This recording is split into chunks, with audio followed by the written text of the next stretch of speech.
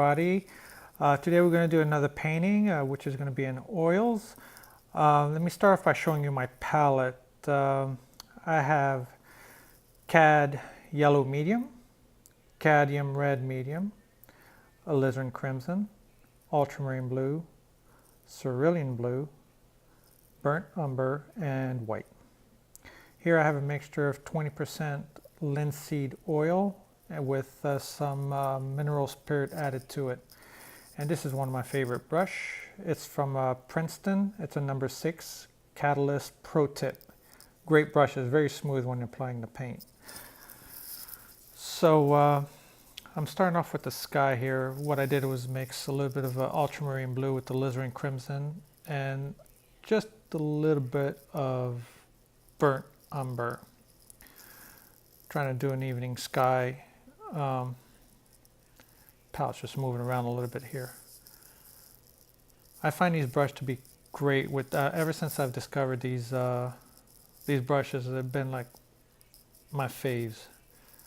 So now I'm adding just a little bit of white to the same mixture of ultramarine blue and crimson and burnt umber. I'm starting to grade the sky down a little bit, heading more towards the red.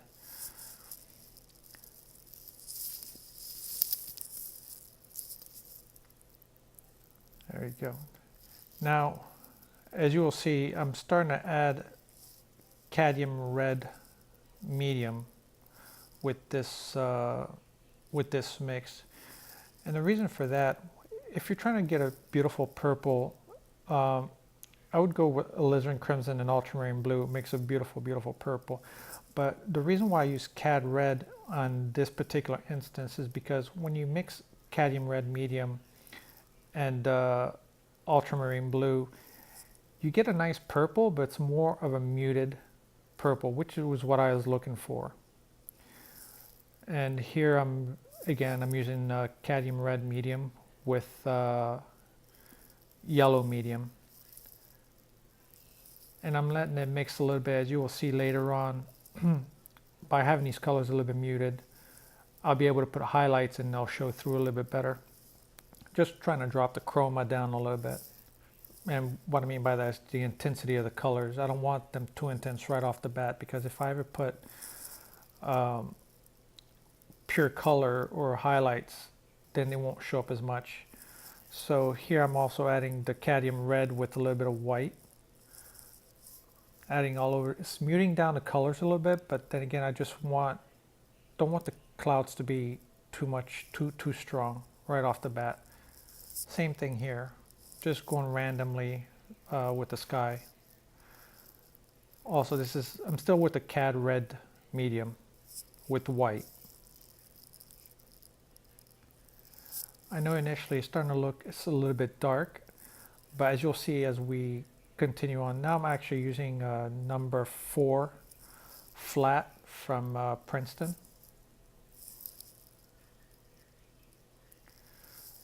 And still with the cad red at the horizon line here.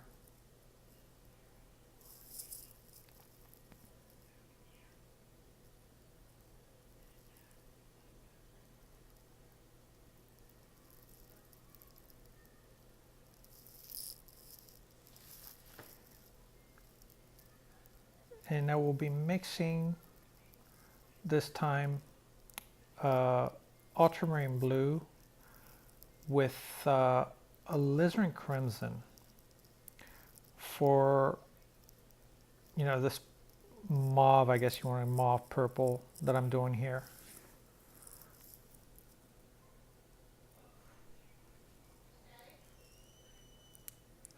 So I'm going to continue on with the same colors, and I'm going to go eventually to the water.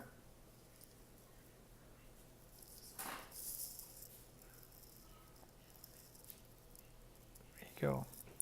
Now I added this muted orange because there's going to be some blue eventually that I'm going to put on top of that ultramarine blue, just to give like that. Sometimes when you look at water at a distance, you will see these distant ripple, and these distant ripple will reflect the top part of the sky. So which means it's going to be like that ultramarine blue.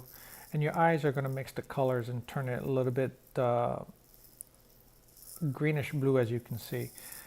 Here I am using, I think this was a number 2 filbert.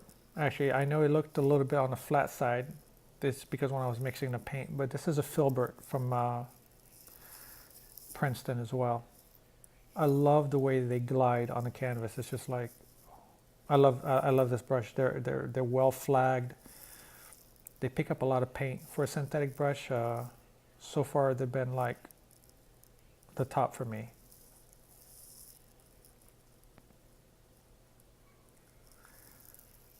Also adding the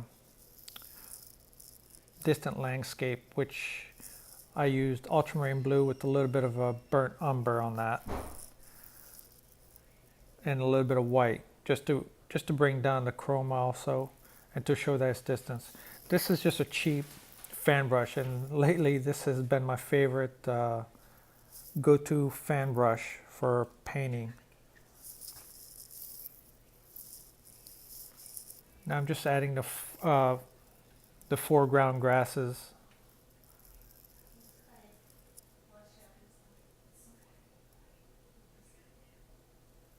It's been great. And for the color that I used, it's ultramarine blue, alizarin crimson, burnt umber, and I used a little touch, a little bit of yellow as well.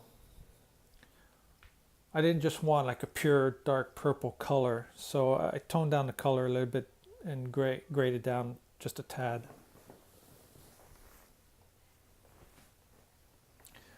Now back to my filbert.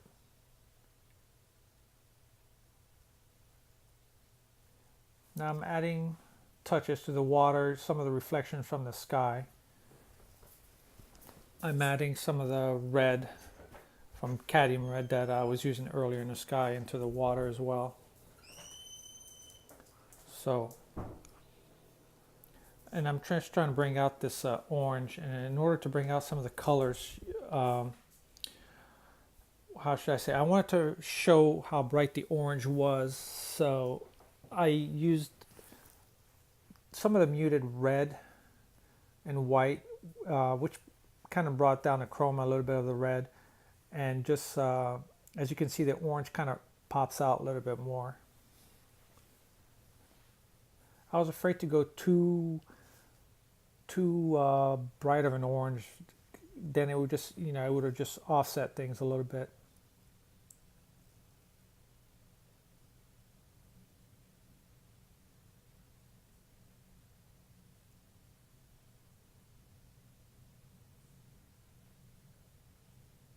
There you go. And soon you will see what I mean by that, because I will be working on the sun and then the reflection at a distance. And I didn't want to make the sun too big to overpower the painting, because the sun was not really the main focus in this, just the reflection. As you can see with the ultramarine blue that I've added, what I meant by that distant ripple.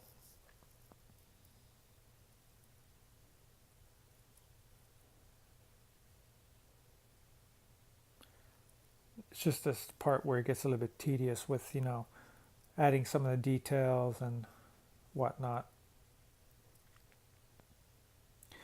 Even for a little 5x7 painting, this is like, gets a little bit tedious. Trying to get all the colors right and trying to fit so much information in such a small little painting.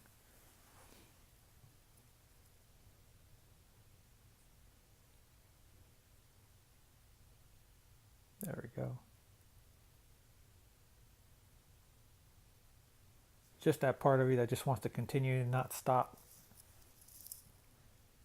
All right, so now, as you can see what I was talking about, dropping the chroma, the intensity of the colors in the sky, because now I'm putting almost a pure yellow with cad yellow medium, but I'm adding some white, and I'm letting some of the colors mix together in the sky.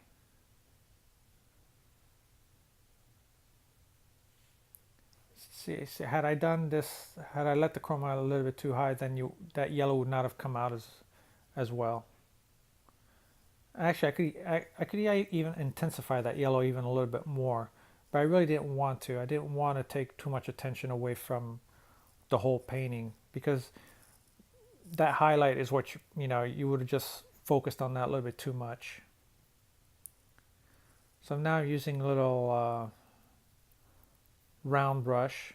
I think that's a number 2, and that's an actual bristle brush. It's not a synthetic, and it picks up a lot of paint. And I'm just trying to draw in the sun. So I'm using CAD yellow medium, just a little bit of CAD red, and I'll be adding a little bit of white at the center just to make the sun pop out from the rest of these colors.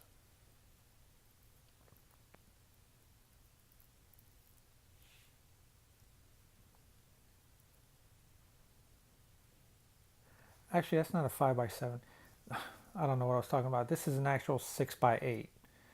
6x8 canvas.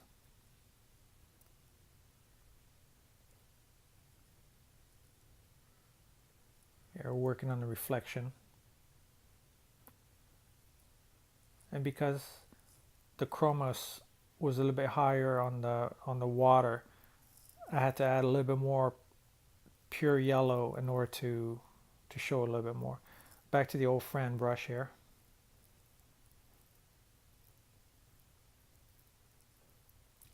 Now I'm working on a little side bush there. And if the colors mix a little bit with the background, I'm actually trying to use thick paint so that the waters don't get too muddy. But some of the colors will mix, and I was okay with it because I was okay with the end result. It had a little bit of bluish tinge inside the bush, which, it's a dark bush, but yet I'm trying to show cool colors at the base of the bush. So now I'm just branching out. It's all how you could work. It's amazing what you can do with the fan brush. There's a lot of applications for the fan brush. And I found myself lately using a lot of the fan brush to do most of my bushes and grasses. I wasn't too big of a fan initially on fan brushes, but now as I learn more, or not learn more, but experiment more with it, I find more and more uses for it. So it's always good to experiment with your tools to see how far, to what limits you could take them. I know a lot of people use them from palm trees, well, here I'm using my liner. This is a Robert Simmons, Robert Simmons signature, and that's number 1 liner brush. So here I'm trying to line out the tree, the palm tree that I'm putting there.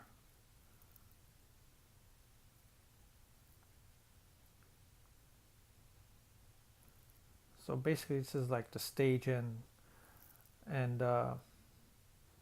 just working on darkening the colors a little bit more, because as I went up, some of the underlying colors dragged into it and the lighter colors, so it made it that pasty look. So you always just go back with a little bit thicker paint and go over the colors. And here I'm just trying to make like almost like a roadmap of how the tree is going to look. So it's like my blueprint. You'll see, I'll just put some branches, and because I'm going to go over this with a palette knife, which is a little bit hard to do on a small painting like this. There we go. About an approximate where my branches are going to go.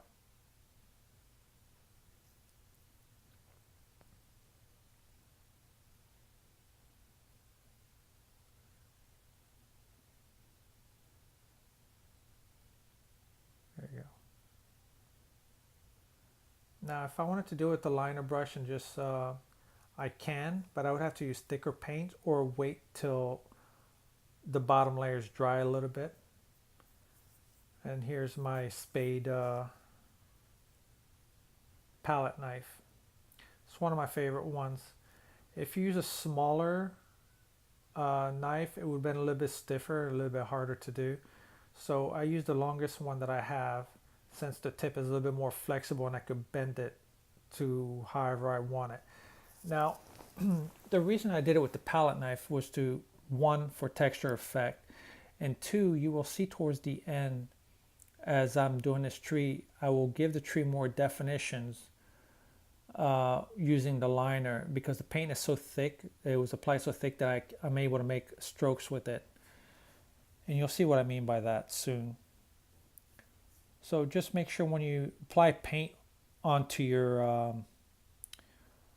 palette knife that you know which side of the palette knife you apply that paint, because you may end up by making a mistake. I've done that before. It's like, oops, wrong side of the blade, and had to scrape off the paint and start over. So notice the edges that I'm using. I'm using the edge of the blade to apply the paint, or at least the tip. So you just got to remember which edge of the blade you put the paint on. That's what I'm talking about. And here I just put the paint on a tip so I can go straight up with the, and same thing here, it was just on the tip, not on the edge of the palette knife.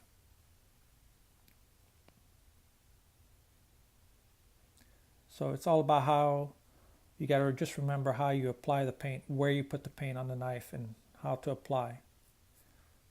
And it's fun actually working with a palette knife. I didn't do it so much before, but now I'm actually doing a lot more than previous, because I was so used to painting acrylics, and acrylics I really don't like using the palette knife too much, because once the paint dries on you, and if you don't like the color, it's just working on a stiff surface, and it's not forgiving like oils is. Like if in oils I didn't like the color initially, I could always go back over another color and they'll blend in together. It's the blending aspect of it's a lot easier. Or I could just scrape it off if I didn't like it, which I've done before. Acrylics, good luck with that. And I guess that's why I haven't used the palette knife that much. So here I'm adding a little bit more of the highlights by adding Cad yellow medium and ultramarine blue. And you could vary those greens a little bit by using cerulean as well. And if you want to drop the chroma of the green, the intensity of the green, then just add a little bit of Cad red, which will drop the intensity a little bit. Or you could use, if you want to warm it up, you could use also burnt sienna. Since this is like an evening picture, evening painting, burnt sienna would be appropriate to add to the yellow. Give it that orangey color.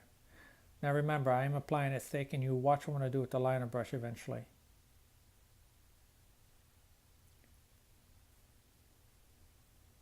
You're just adding more detail. Now see, that red was a little bit too intense for me, but you will see I will add, there you go, I'm adding a little bit of green to it, which dropped the intensity of the red there. As you can see what happened there, that effect. Just trying to define the palm fronds a little bit more, but the real definition of palm fronds you will see I will do with the liner. And without even adding any paint to this, everything's just going to mix together. It gives a very, very beautiful textural effect.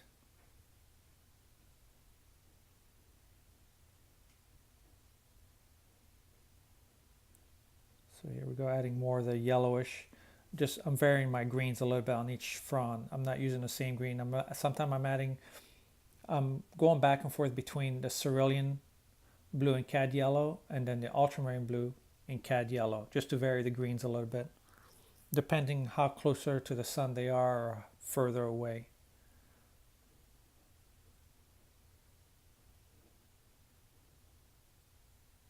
It can be a little bit tedious when you're doing this with the palette knife. You just got to make sure you use a light touch and not press so hard, because you will, if you press too hard with the palette knife, then you will start making gouge, almost like a sgraffito, and disturb the bottom layer, and it's going to scratch into it, and you will see the base of your canvas. So now I'm just trying to delicately add some of the highlights from the sun onto the tree, which is not really easy, but it's better to do it with this larger knife than it would be with the smaller one. I have a smaller one from Liquitex, which I don't recommend too much because it was a little bit too stiff. No bending. Make sure when you choose a palette knife, make sure it's got flexibility, that the tip is very flexible, so you'll have easier time maneuvering the paint the way you want to, and you could like bend it to do around curves, which this one was, you know, responsive. And then you could just go over with your liner brush to add more paint if you want, or just spread around the what you did with the palette knife. So now I'm working with the grass, which I've added a little bit of burnt sienna yellow, and then at some parts I added a little bit of the cerulean blue in order to get the green effect that I wanted. I didn't want too much green on here, mostly like the yellows and sienna, since it's an evening picture. So, and then basically what it does is just gives a little bit of texture to the grass. And again, I could have done that with the fan brush, but I don't think that I would have been able to get that much. I mean, I would have to have loaded my fan brush really heavily in order to get like a really thick painterly effect on the grasses. So that's why I used my my palette knife, which I could have gone over with the fan brush afterwards and spread some of the paint around and move it the way I wanted to give it more of a texture. So I'm just here. All I'm doing is just messing around with the bush there, and just adding limbs just to make it a little bit more realistic. So here's what I'm talking about. I added no paint to the liner brush, none. All I'm doing is just taking a little bit of oil at the end of the brush. I'm just dipping a little bit in my medium, and I'm just boom, making palm fronds with that. Just moving the paint easy and making it more realistic, because the paint was so thick that I'm able to move it further along than what I would have been able to do with if I would just use the liner brush earlier on without using the palette knife. It would have been a lot harder. I would have to have the bottom layer dry first and use a lot of medium on the next day to make, you know, this kind of heavy, thick paint. So it was good to use the palette knife in order to do that. Now I could just go with the liner brush, since the paint is already thick, and move some of the paint around and let it mix, just give it that kind of effect. So here you go. So here, this is another thing I like about this Catalyst brushes. They thought about everything. The base of that brush, what you saw was the point, which is made to sign your name with when the paint is wet, which is what I'm going to do. Just sign my name, and right there is where I'm going to put it. And you just flip the brush around and dig into the paint and sign your name. So because the thing again, I want to say, you guys, thank you very much. If you have any comments, leave it in the comment section. I'll have to wait for it to dry in order for me to even do that. Have a great evening.